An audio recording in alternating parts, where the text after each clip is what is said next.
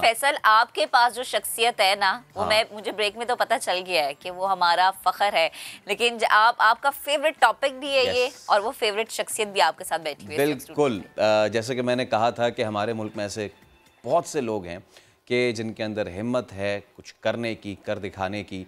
ऐसे ही एक शख्स हमारे साथ मौजूद है जिन्होंने हाल ही रागा पोशी, जो कि बड़ा खूबसूरत पहाड़ है और बड़ी खूबसूरत चोटी है, उसको सर किया।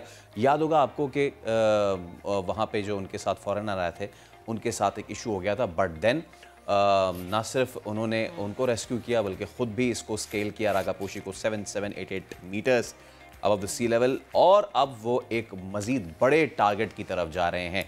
तो नन अदर देन वाजिदुल्लाह नगरी हमारे साथ मौजूद है। वाजिद भाई अस्सलाम वालेकुम। बहुत शुक्रिया, थैंक यू सो मच, आप तशरीफ़ लाए हैं वह कराची। और बताइए सबसे पहले कि देखने, हमें तो पता है कि आप क्या करने जा रहे हैं, ज़रा देखने वालों को बताएं कि अब अगला कौन सा पहाड़ है जिसको सर करने जा रहे हैं। सबसे पहले तो आपका बहुत शुक्रिया, समा ने मुझे यहाँ पे बुलाया। तो बाकी दूसरी बात ये कि समा का पुराना कर्ज़ भी है, मैं शुक्रिया अदा करना चाहता हूँ। आपके रिपोर्टर है मंजर भाई गिलगित के अंदर।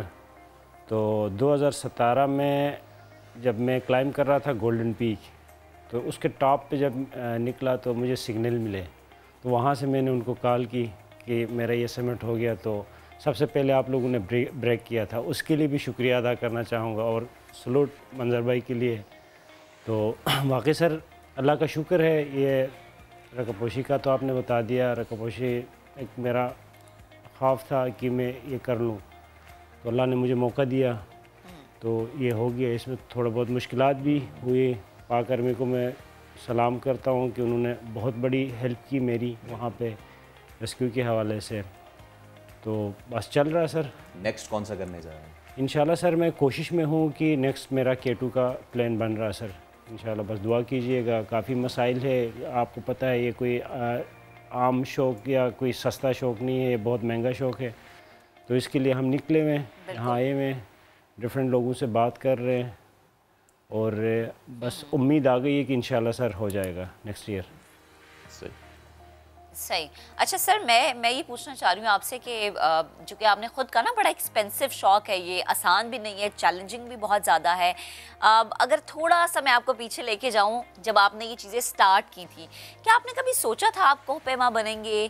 क्योंकि हम जब देखते हैं या हम जब सुनते हैं ना, वैसे डर जाते हैं कि तो इतना मुश्किल काम है, आप कैसे कर सकते हैं, लेकिन चूँकि इसके लिए बड़ी हिम्मत चाहिए होती है। जब आपने स्टार्ट किया था उस वक्त के चैलेंजेस क्या थे? बिल्कुल यकीनन। मैं कराची में रहता था तकरीबन, मैं 2007 में यहाँ से मैं शिफ्ट हो गया हूँ। गिलगित मेरी पैदाइश नगर की है, तो और शुरू से ही पहाड़ों पे हम रहते हैं, और फैमिली जो है मेरा शिकार से रिलेटेड था, दादा अब्बू वगैरह सारे, इसलिए पहाड़ से हमें बहुत मोहब्बत थी। तो अब जब यहाँ से गया तो मैं, और कोई काम मुझे नज़र नहीं आया, नए आने के बाद फिर मैंने ये टूरिज़म ज्वाइन किया। उसके बाद फिर मुझे ये क्लाइंबिंग नज़र आई। क्लाइंबिंग के अंदर फिर इसमें सीखना, अच्छा इसका गियर इकट्ठा करना, ये बहुत ही मुश्किल खेल था। तो इसके लिए फिर मैंने कुकिंग सीख ली। कुकिंग सीख के फिर एक्सपीडिशन के साथ, ट्रैकिंग के साथ चलना शुरू किया। फिर उन्हीं से सीखता रहा 2014 तक। बहरहाल मेरा 6000 भी हो गया, फिर इसी कुकिंग करते करते मेरा 7000 भी हो गया। तो फिर 2015-16 के बाद फिर मैं सारी चीज़ें कुकिंग वगैरह छोड़ के फिर डायरेक्ट मैं इस काम में आ गया।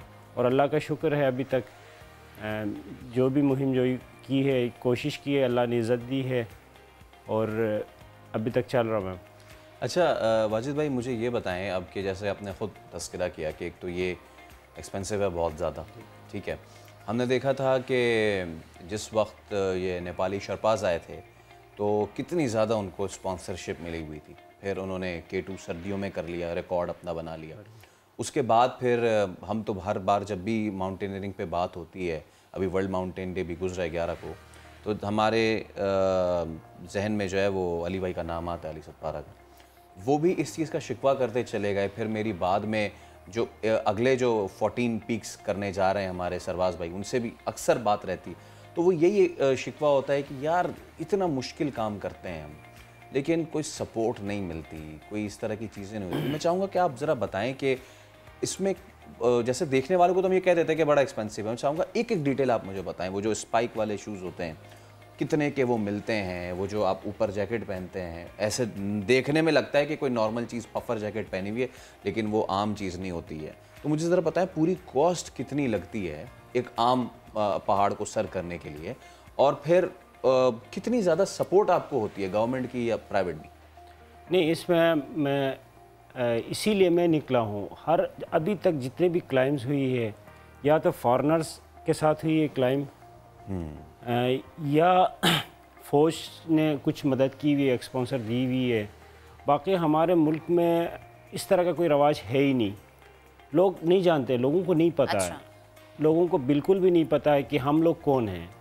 मिसाल के तौर पे एक यूट्यूबर यहाँ एक अच्छी सी मूवी बना के डाल देता है तो उसको 50 लाख बंदा देख लेता है, उसका तो काम हो जाता है। हमें कौन जानता है? हमें कोई भी नहीं जानता है। तो इसीलिए हम सब निकले हुए हैं, सर्दियों में, गर्मियों में पहाड़ों पे, सर्दियों में यहाँ आए हुए, लोगों को बताएं। अब नेपालियों की आपने बात की, नेपालियों को उनके जो जिस्म पे जो टैक्स लगे हुए होते हैं वो खाली टैक्स नहीं लगे होते, जूते से लेके टार्च तक हर चीज़ का, हर कंपनी का उनके पास लोगोज है, स्पॉन्सर उनको मिल जाता है। तो हमारे मुल्क में किसी चीज़ की कमी नहीं है। हम सारी चीज़ें सरकार से मांगते हैं, गवर्नमेंट से मांगते हैं। तो प्राइवेट सेक्टर से अगर कोई हमें हेल्प करे तो मेरे ख़्याल से सरकार की ज़रूरत ही नहीं है। हमारा अल्लाह का दिया हुआ हमारे मुल्क में लोग, ऐसे कंपनियां हैं, ऐसे लोग हैं कि एक कंपनी ये सारी चीज़ें कर सकती है। आपने ज़िक्र किया जूतों का, किट का। मेरे पास जो जूता है 8 साल पुराना जूता है, सेकंड हैंड मैंने ख़रीदा है। तकरीबन 8 साल पहले मैंने ख़रीदा था 20,000 रुपये का सेकंड हैंड। वही जूता अभी इस वक्त मिल रहा है 2.5 लाख रुपए का। और जो सूट है वो इस वक्त जो नया अगर मैं लेना चाहूँ तो मेरा ख्याल 1100 से 1200 डॉलर का वो सूट बनता है। यानी एक एक चीज़, एक कैरबिनर जो है वो 2000 से लेके 15,000 तक मिल जाता है। तो टोटल अगर मैं अपने लिए सारी चीज़ें, सारे गियर, जूता से लेके सूट सब कुछ ले लूँ तो मेरे ख्याल से 8 से 9 लाख रुपए कम से कम उसके लिए मुझे चाहिए। ये तो सिर्फ गियर की आप बात बता रहे हैं, फिर खाना पीना के मामलात अलग होते हैं, फिर आपकी इंश्योरेंस वाली चीज़ें वो एक बिल्कुल अलग होती है। तो सब मिला के, लेकिन उम्मीद हम यही करते हैं कि अब क्योंकि माउंटेनियरिंग में लोगों का भी बहुत रुझान बढ़ता जा रहा है। अब सिर्फ गिलगित बल्तिस्तान नहीं, कराची, लाहौर से भी बड़े, फैसलाबाद से भी बड़े लोग इसमें आते जा रहे हैं। उम्मीद यही करते हैं कि ये भी तरक्की करे वाली स्पोर्ट भी, और दुनिया का नाम रोशन, दुनिया में आप अपना नाम भी, पाकिस्तान का नाम भी रोशन करें। वाजिद भाई शुक्रिया बहुत बहुत। और जैसे कि ज़बान में कहते हैं जू जू जू जू, बहुत शुक्रिया। एक दफ़ा फिर मैं शुक्रिया अदा करना चाहूँगा समा का, मुझे टाइम देने का। बहुत शुक्रिया, थैंक यू सो मच। वाजिदुल्लाह नगरी हमारे साथ मौजूद थे, और उम्मीद करते हैं कि जैसे इनकी एक्सपीडिशन राकापोशी की गई है, K2 भी जल्द ही सर